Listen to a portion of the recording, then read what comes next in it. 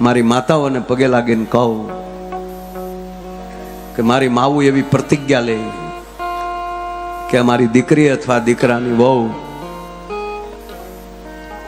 એને જ્યારે સારા દિવસ દેખાય તો મારી માવું પ્રતિજ્ઞા લેજો કે એ દીકરીને અમે 8 મહિના એને મોબાઈલ નહીં આપીએ, 8 મહિના એને અમે ભાગવત આપશું. અખતરો કરજો, કરવો જ પડશે. દ્વારકાધીશને ફરીવાર પાછો આ ખોરડે લાવવો હોય તો કરવું પડશે. દેવાદ બોદરને ફરીવાર આ ખોરડે લાવવો હોય તો કરવું પડશે. આવા સંતોને ફરીવાર આ ખોરડે લાવવા હોય તો ફરજિયાત મારા બાપ કરવું પડશે. પગે લાગીને કહો આપ બધાને, મારી માવુને પગે લાગુ. તમારા દીકરા તરીકે તમારી પાસે આજ માયો આયર આ પેમેન્ટની ભીખ માગે છે કે 8 મહિના એ દીકરીને કહેજે કે લે બેટા આ ભાગવતમાં જ મારી દીકરી લે રામાયણ વાંચ. જ્યારે એને સમય મળે, સતતની વાત નથી. પાછા તમે એમ ઊભી થામાં વાંચ માયો ભાઈ બોલ્યો એમ નહીં. જ્યારે ફ્રી થાય 8 મહિના માટે કોઈ પ્રક્રિયા નહીં. મને યાદ છે બાપુ, હું નાનો હતો, મારા મોટા ભાઈના લગ્ન થયા. અમે 9 ભારું, બધાય ભારુંથી નાનો છું. અને અમારો હામતું એના પેટમાં, અને 2-3 બૈરા હારે એ કઈક દાંત કાઢતા હતા, કઈક ખીખી ખીખી થતું હતું. મારા માં જોઈ ગયા અને આવીને ગગલાવીને એટલું કીધું, હું હી હા હા કરશો, તારા પેટમાં સંતાન છે, એની તો આબરૂ રાખ, ખોટી વાતો ન કરવી. એના કાનમાં બિલકુલ ખોટું ન સાંભળે, બસ સમય મળે ભાગવત સાંભળે. અને એક બીજી પ્રાર્થના કે સવારે જાગીને નાઈ ધોઈને 2 મિનિટ તમારા મંદિરિયામાં દ્વારકાધીશને દીવો કરીને સવારમાં બેસી અને દીકરીને બાજુમાં બેસાડી અને આંખો બંધ કરી અને દ્વારકાધીશને પ્રાર્થના કરજો, હે દ્વારકાધીશ, અમારા ઘરે એક નવો જીવ આવી રહ્યો છે. અમે દ્વારકાધીશ તને પ્રાર્થના કરીએ કે ઉત્તમ આત્માને અમારી ઘરે મોકલજે, દિવ્ય આત્માને અમારી ઘરે મોકલજે.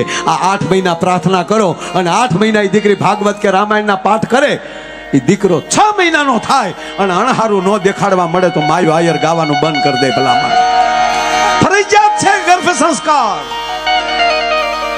આ પકોડાનો સમય આલે છે, આ મોબાઈલનો સમય આલે છે, આ ભેળપુરીનો સમય ચાલે છે.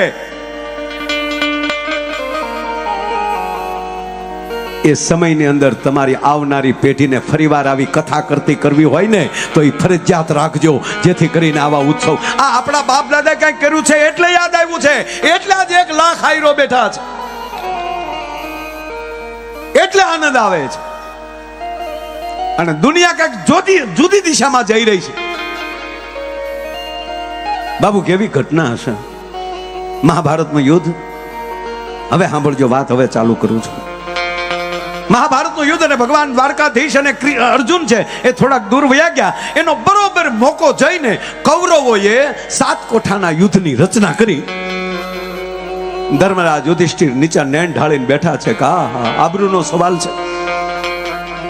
મારે કહેવું છે યુવાનોને કે ભારત વર્ષનો છેલ્લો યુવાન આપણી બેન સુભદ્રાનો દીકરો અર્જુન નંદન 21 વર્ષના અભિમન્યુએ મૂછનો દોરો ફૂટેલો તો બાપુ. અને ધર્મરાજ યુધિષ્ઠિર પાસે આવીને કીધું, દાદા કેમ નિમાણા છો, કે દીકરા શું કરું? અને તેથી 21 વર્ષના દીકરાએ કીધું કે પાંડવોની આબરૂ જવા દઉં તો મારી માં સુભદ્રાનું ધાવણ લાજે. ચિંતા ન કરતા દાદા, 7 કોઠાના યુદ્ધમાં હું ઉતરીશ.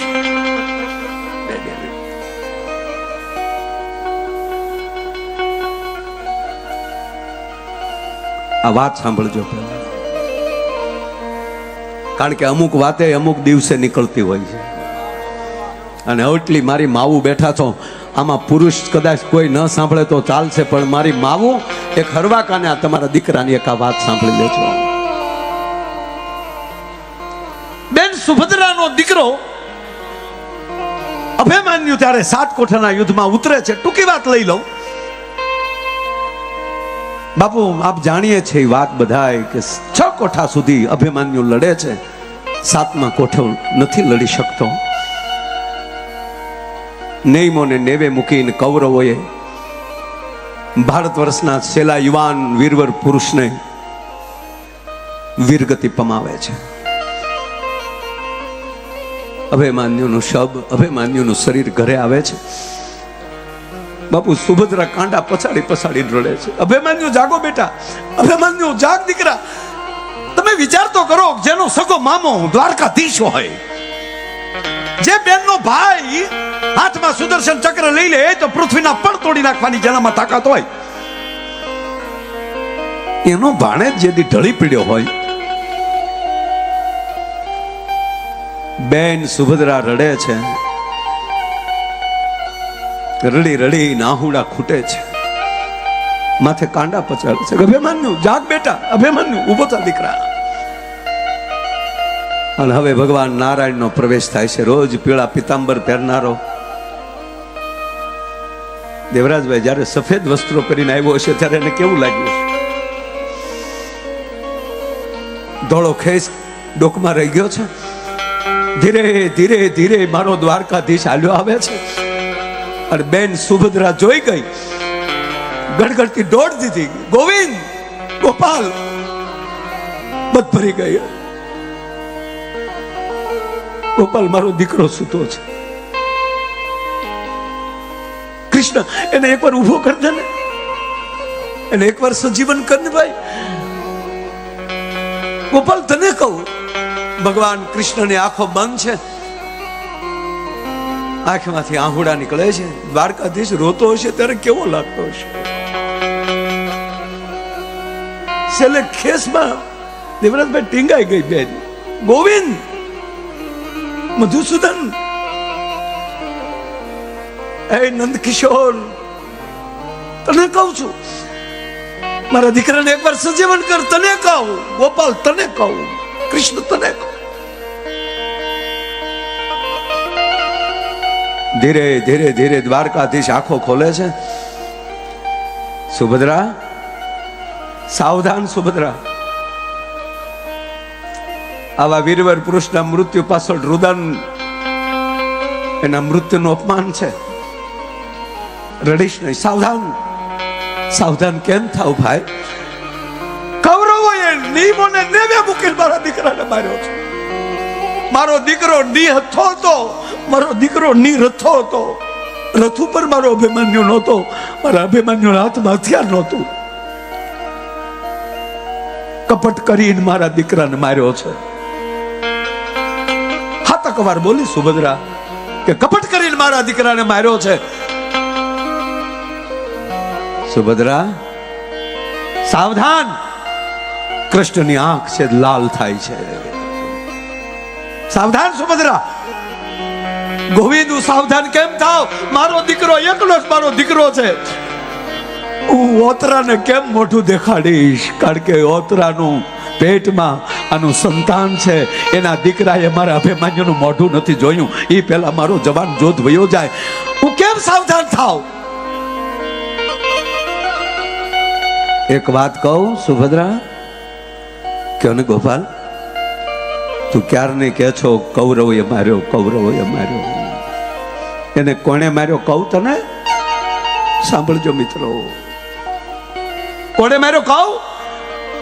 કહો ગોપાલ, કોણે માર્યો આને? તે ગોવિંદ, તે માર્યો બેન આને.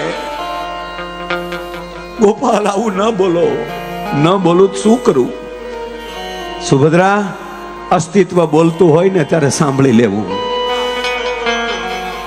તને યાદ છે જેથી અભિમન્યુ તારા પેટમાં હતો તેથી હું તને રાત્રિના ટાણે મારી બેન મેં તને મારી પાસે બેહાડી અને હું તને 7 કોઠાની વાત કરતો હતો. યાદ છે?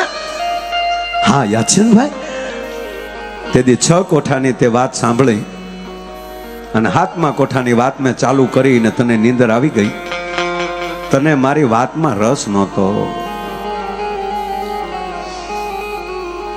હા ગોપાલ, મને યાદ છે. તો સાંભળ સુભદ્રા, એ 7 કોઠાની વાત હું તને નહોતો સંભળાવતો, તારા પેટમાં રહેલા અભિમન્યુને સંભળાવતો હતો.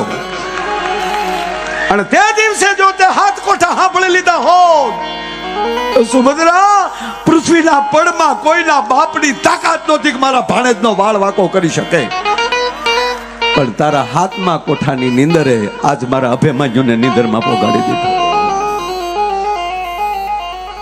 મારો કહેવાનો અર્થ એ છે કે મારી માવો આ કથાને પૂરેપૂરી જીવાડે. બાળકને ગર્ભ સંસ્કાર આપજો, એને બાપ દાદાના પાઠ સંભળાવજો, ખૂબ ભણાવો.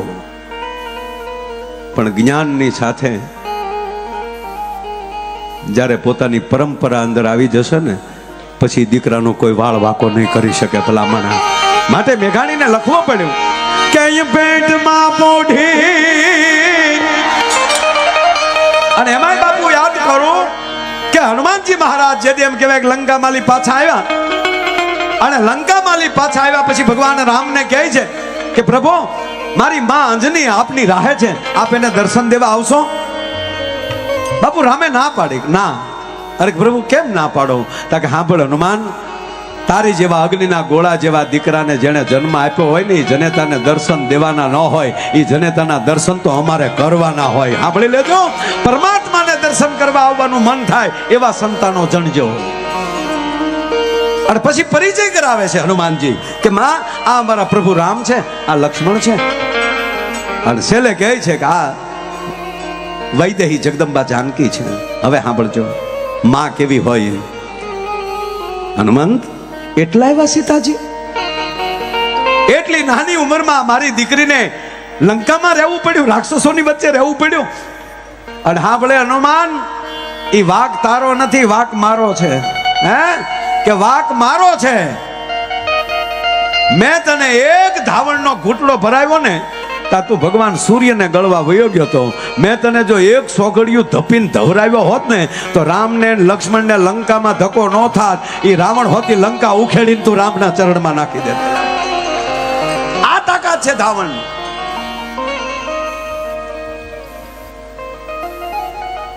એટલે મેઘાણી યાદ આવે કે પેટમાં પોઢી.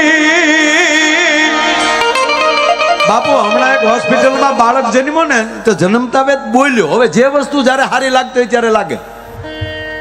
આજે જો આ કથા છે ને અહીંયા બેઠા અને 15 દી પછી અહીંયા મંડપે ન હોય ને અમે પાછા કલાકારો અહીંયા આવીને બોલવા મળીએ પેટમાં પોઢી, તો આખી આ ભૂમિ વાતો મળે કરવા માયા આયરનું સટકી ગયું.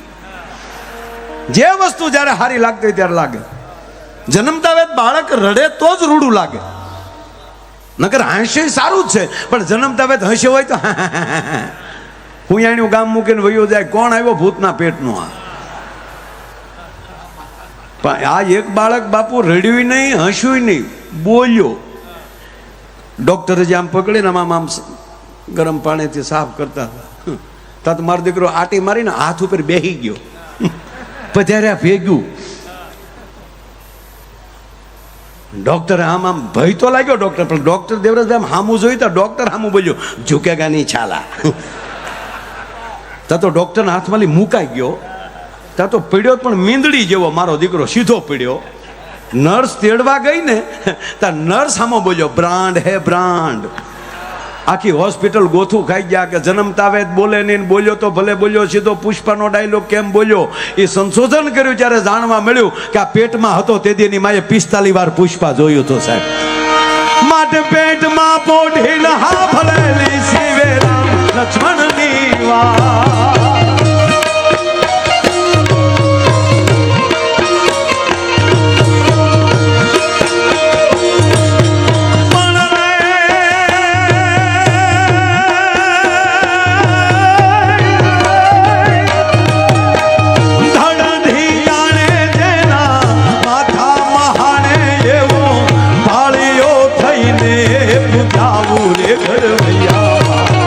ઠાકોરજી